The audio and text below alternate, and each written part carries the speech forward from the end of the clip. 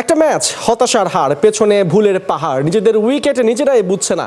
অতি আত্মবিশ্বাসী নাকি ডুবেছে টিম টাইগার্স, বলছেন সাবেক কাপ্তান মোহাম্মদ আশরাফুল। সুপার ওভারে রিশাদকে না দেখে অনেকের মতো অ্যাশই অবাক। ক্যাপ্টেন আর অ্যাসিস্ট্যান্ট কোচকেই দিলেন দায়। নাহিয়ান বিন জসিমের রিপোর্ট। Confidence, over confidence. আমার কাছে মনে হয় যে তারা ভেবেছে যে শান্তকে না নামালে হয়তো সে মন খারাপ করবে। হেড কোচের কোনো ইনভলভ আমি দেখি নাই টিভির স্ক্রিনে। পুরাটাই দেখা গিয়েছে মিরাজ এবং সালাউদ্দিন ভাই কথা বলছিলেন এবং তারাই ডিসিশন নিচ্ছিলেন। এক ওভারের খেলা, এখানে এক ওভারে শান্তকে আমি ছোট করছি না, কিন্তু তাকে যেহেতু আপনি টি-20 ক্রিকেটেই বিবেচনা করছেন না, আপনি এক ওভারের খেলায় তাকে আমরা আমাদের উইকেট রিড করতে পারছি না, এইটা দুঃখজনক।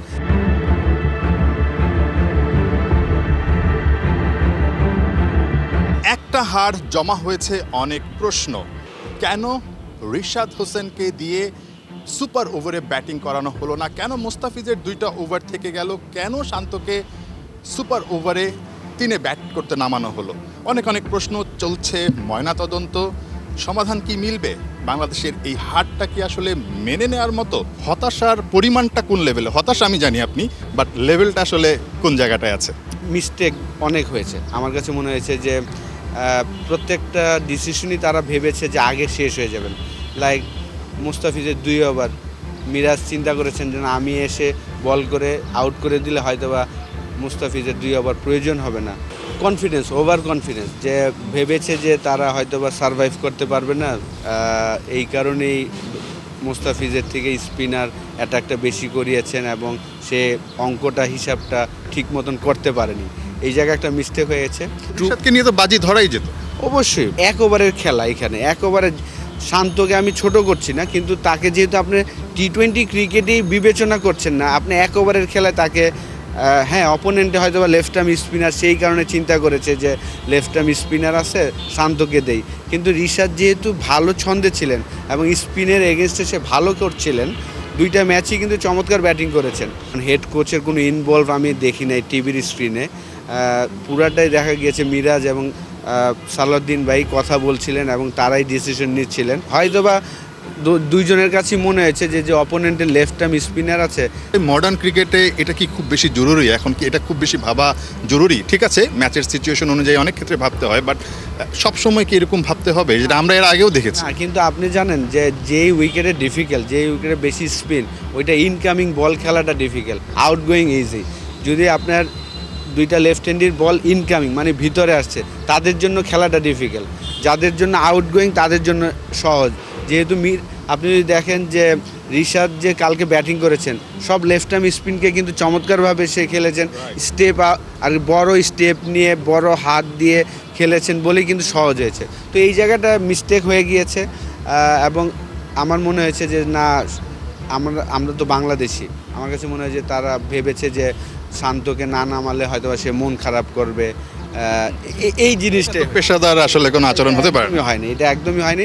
এই জিনিসটাই হয়েছে, যেহেতু আমাদের কালচারে আমার কাছে মনে হয়েছে যে মিরাজ হয়তোবা চিন্তা করছে না, ওকে না দিলেও মাইন্ড করবে, এটা তো আমরা হয়তো ইজি। নিশ্চিত শান্ত জিতলে শান্ত মাইন্ড করার মতো কিছু ছিল না, শান্ত মাইন্ড করতো না আমার মনে হয়। না, অবশ্যই না, ডেফিনেটলি না, কিন্তু আমাদের কালচারে এটাই হয়।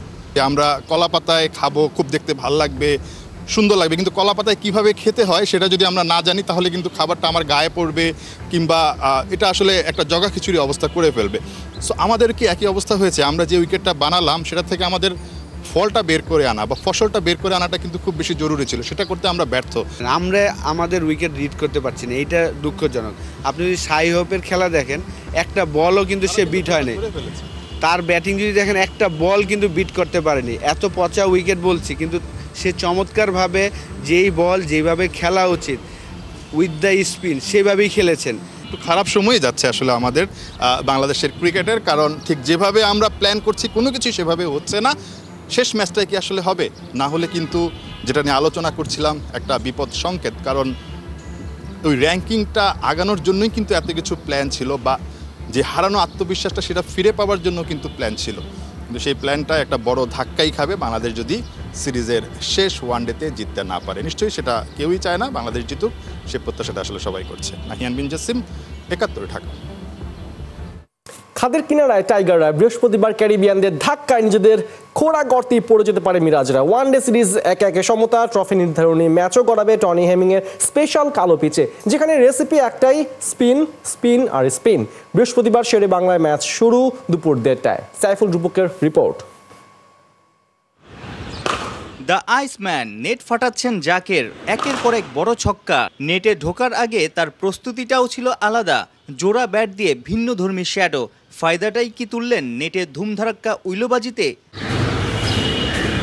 সাম্প্রতিক সময়ে কখনো স্লেজ হ্যামার দিয়ে, কখনো আবার জোড়া ব্যাট নিয়ে নানান তরিকার শ্যাডো আর শট প্র্যাকটিসে শিখে আর দেখিয়েও ম্যাচে গেলে হচ্ছে সব উল্টো। Performance zero. দর্শকদের কাছে ভিলেনের রূপ নিয়েছেন জাকের আলী অনিক। ক্যারিবিয়ানদের বিপক্ষে ব্যাট চালিয়ে জবাবটা কি দিতে পারবেন? সবশেষ ৩ ওডিআইয়ের একাদশেই নাম ওঠেনি। বৃহস্পতিবার সিরিজ নির্ধারণী ম্যাচেও তাকে না নামানোর সম্ভাবনাই বেশি। হয়তো জাকের ছক আঁকছেন টি-20 সিরিজ মাতাতে, চট্টগ্রামে ঝড় তুলে। মিরপুরে কি হবে? অন্যের জন্য গর্ত ঘুরে আবারও কি হোঁচট খেয়ে ওই গর্তেই পড়বে টাইগাররা? বাংলা ভাষায় মধ্যমণি বলতে গুরুত্বপূর্ণ কিংবা আকর্ষণীয় কাউকেই বোঝায়। তবে মিরপুরের মধ্যমাঠ আকর্ষণ হারাচ্ছে। মুখ ফিরিয়ে নেয়ার সংখ্যাটাই বেশি, সমালোচনার ঝড় চারদিকে। হেমিংয়ের কালো মাটির পিচ যেন বাংলার ক্রিকেটে অন্ধকার নিয়ে আসছে। দ্বিতীয় ম্যাচ শেষে ওয়েস্ট ইন্ডিজের স্পিনার আকিল হোসেন টিভির গল্পটা সামনে এনে কালো বাজে পিচ নিয়ে দারুণ খোঁচাটাই দিলেন বিসিবি কর্তাদের। I turned my TV on. The first thing that I did was check my TV because I thought there was something wrong with it. I thought the color, I thought the color had gone or something like that. The pitch was black, and I was like, surely something is wrong with my television. And yeah, it was surprising. প্রথম ওয়ানডের পিচেই হবে শেষ লড়াই। Pitch কালো, চরিত্র ভালো, সেই প্রমাণ কিন্তু মেলেনি। ধরেই নেওয়া যায় আরও একটা লো স্কোরিং ম্যাচ হতে যাচ্ছে, যেখানে স্পিনাররাই ছড়ি ঘোরাবে। কন্ডিশন আর পিচ বিবেচনায় দুই দলের একাদশে পরিবর্তন আসার সম্ভাবনাও ক্ষীণ। এমন উইকেট কি ব্যাটারদের সামর্থ্য আর কনফিডেন্স কমিয়ে দিচ্ছে? হ্যাঁ, অলওয়েজ চ্যালেঞ্জিং এখানে সব ব্যাটসম্যানের জন্যই বরাবরই। হ্যাঁ, তো অনেক বেশি ফোকাস দেওয়া লাগে, কারণ এখানে না ইজি এক খেলা যায়, না বাউন্ডারি পাওয়া যায়। সো অনেক বেশি মনোযোগ দেওয়া লাগে যে কখন একটা লুজ বল পাওয়া যাবে, লুজ বলের জন্য ওয়েট করা এবং কিভাবে নিজের স্কিলকে আরও ডেভেলপ করে ভালো বলকে রান বের করা। সো হ্যাঁ, এটা পুরোপুরি বলতে পারেন স্কিল অ্যান্ড মেন্টাল অনেক টাফনেস থাকতে হবে এই কাইন্ড অফ উইকেটে খেলতে। ২০২৭ বিশ্বকাপে সরাসরি খেলার লক্ষ্য। এক সময়ের ফেভারিট ফরম্যাটেই বাঘেরা খাচ্ছে একের পর এক ধাক্কা। বছর দেড়েক ধরে জিততে পারছে না কোনো ওডিআই সিরিজ। মিরপুরে মোমেন্টাম পাওয়া ক্যারিবিয়ানরা হয়ে যেতে পারে আরও ভয়ঙ্কর। র্যাঙ্কিংয়ের ১০ নম্বর দল বাংলাদেশ আর কত নিচে নামবে? সাইফুল রূপক, ৭১। পাকিস্তানের কাছে প্রথম টেস্ট হারার পর বিশ্ব চ্যাম্পিয়ন সাউথ আফ্রিকায় ঘুরে দাঁড়িয়েছে দারুণভাবে। টেলেন্ডারদের অবিশ্বাস্য কামব্যাকে রাওয়ালপিন্ডিতে প্রোটিয়ারা ম্যাচে ফিরেছে। তৃতীয় দিন শেষে হাতে ৬ উইকেট নিয়ে ২৩ রানে লিড পেয়েছে পাকিস্তান। পিন্ডিতে ১৮৫ রানে ৪ উইকেট নিয়ে তৃতীয় দিন শুরু করে সাউথ আফ্রিকা। দিনের শুরুতেই সফরকারীদের বিপদ বাড়ে। দ্রুত উইকেট হারিয়ে পাকিস্তানের ৩৩৩ রানের জবাবে ২১০ রানে ৭ উইকেট হারায় প্রোটিয়ারা। এরপরই শুরু হয় সেনুরাম মুথুসামির পাল্টা আক্রমণ। নবম উইকেটে কেশব মহারাজের সাথে ৭১ রানে জুটি করেন মুথুসামি। দশম উইকেটে রাবাদার সাথে জুটি হয় ৯৮ রানের। এতেই ৪০০ রান তোলে সাউথ আফ্রিকা, লিড পায় ৭১ রানের। অপ্রত্যাশিতভাবে পিছিয়ে পড়ে দ্বিতীয় ইনিংসে ব্যাট করতে নেমে পাকিস্তানের বিপদ আরও ঘোরতর হয়েছে। ১৬ রানে প্রথম ৩ উইকেট হারায় শান মাসুদের দল। পরে বাবর আজম পিচে থিতু হয়েছেন। দিন শেষ করেছেন ৪৯ রানে অপরাজিত থেকে। পাকিস্তান তুলেছে ৪ উইকেটে ৯৪ রান।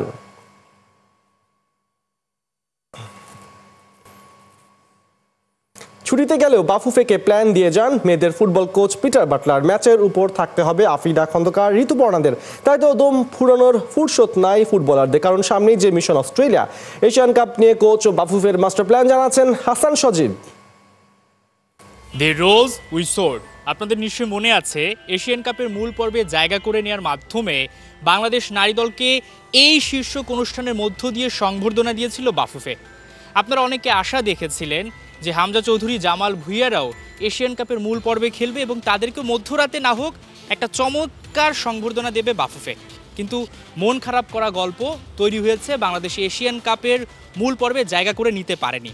আপনার যখন মন খারাপ তখন মন ভালো করে দিতে পারে আফিদা খন্দকার, শামসুন নাহার, ঋতুপর্ণা চাকমারা। কারণ 4 মাস আগে থেকেই যে বাংলাদেশের মিশন অস্ট্রেলিয়া শুরু হয়ে গেছে থাইল্যান্ড দিয়ে। সঠিক পরিকল্পনা আর সদিচ্ছা থাকলে কিভাবে একটা দলকে বদলে ফেলা যায় তার বড় উদাহরণ বাংলাদেশ নারী ফুটবল দল। কোচ পিটার বাটলারের দুরন্তপনা সঙ্গে বাফুফের আন্তরিকতায় মেয়েরা প্রথমবার খেলবে এশিয়ান কাপ। তবে তার আগে চাই ব্যাপক প্রস্তুতি। ফিফা র্যাঙ্কিংয়ে 53 নম্বরে থাকা থাইল্যান্ডের বিপক্ষে 24 ও 27 অক্টোবর দুটি ফ্রেন্ডলি ম্যাচ খেলতে ব্যাংককে আফিদা খন্দকারের দল। যদিও খালি হাতে থাইল্যান্ডে যায়নি মেয়েরা, চট্টগ্রামে সেরেছে 3 সপ্তাহের প্রস্তুতি ক্যাম্প। থাইল্যান্ডের রেজাল্টের চাইতে ভয় ডরহীন ফুটবল খেলে দেশে ফিরে আবারও চট্টগ্রামে ক্যাম্প করার লক্ষ্য পিটার বাটলারের।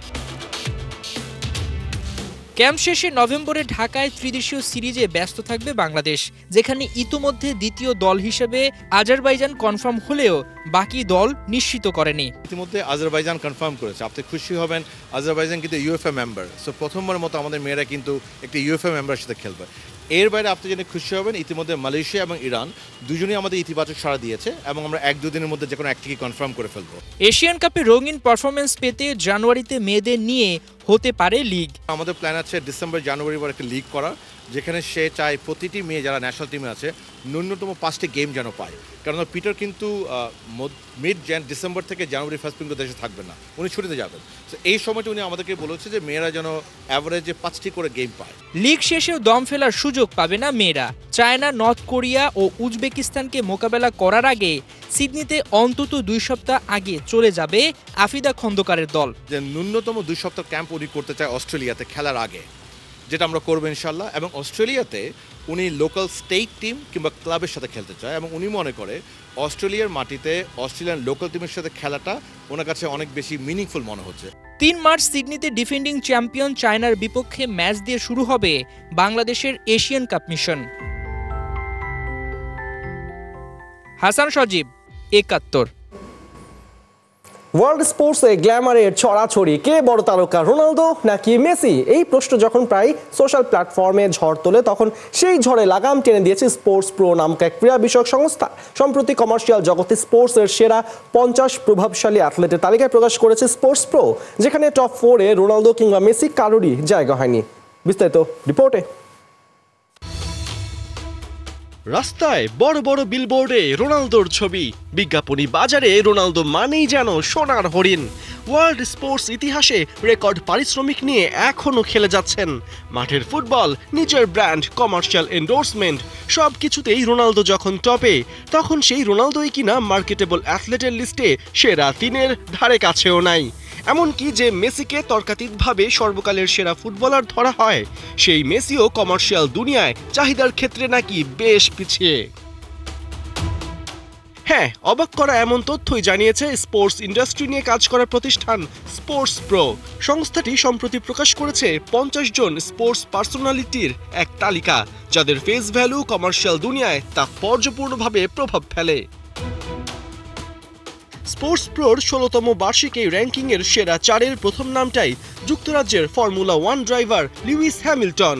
2-এ আছেন 28 বছর বয়সী অলিম্পিক গোল্ড জয়ী মার্কিন জিমন্যাস্ট সিমন বাইলস। 3 নম্বর জায়গাটা 29 বছর বয়সী যুক্তরাষ্ট্রের নারী রাগবি প্লেয়ার ইলোনা মাহেরের। আর 4-এ আছেন মার্কিন বাস্কেটবল তারকা স্টিফেন কারি। মূলত এরপরেই আছেন ফুটবল বিশ্বের iconic player Cristiano Ronaldo. Commercial দুনিয়ায় চাহিদা আর প্রভাবের ভিত্তিতে CR7 জায়গা করে নিয়েছেন 5 নম্বরে।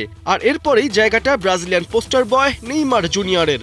ইউরোপ ছেড়েছেন বহু আগে, ইনজুরির জন্য সৌদি প্রো লিগ ছেড়ে থিতু হয়েছেন ব্রাজিলিয়ান ক্লাব সান্তোসে। সেখানেও নেই আগের মতো পারফরমেন্স, ইনজুরিতে মাঠের বাইরে কাটান বেশিরভাগ সময়। তারপরেও মার্কেট ডমিনেট করার ক্ষেত্রে নেইমার এখনও বিগ নেইম।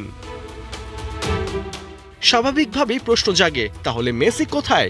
বিশ্বকাপ জয়ী তারকার কি কমার্শিয়াল কোনো ভ্যালুই নাই? না, স্পোর্টস প্রোর সমীক্ষা ঠিক তেমনটা বলছে না। বাণিজ্যিক দুনিয়ায় প্রভাব বিস্তারকারী তারকা অ্যাথলেটদের মধ্যে লিওনেল মেসির জায়গাটা হয়েছে 16 নম্বরে। বরং তার আগে রয়েছেন Robert Lewandowski, Kylian Mbappe, Vinicius জুনিয়রের মতো ফুটবলাররা।